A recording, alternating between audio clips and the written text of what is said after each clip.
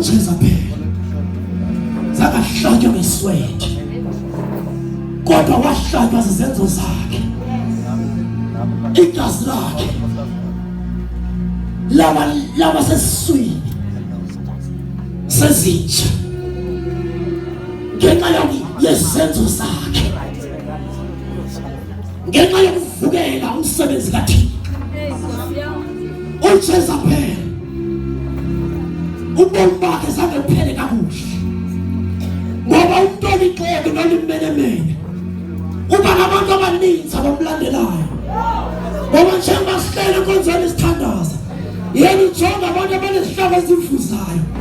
akhekho enganikeli ngoba enikela kuThixo enikela ngoba evukela ngobunye bukaKristu ebandleni esithi njengoba bethandaza kangaka odade ubani bakwenzela ntoni uSathane wena uzokwenzela ntoni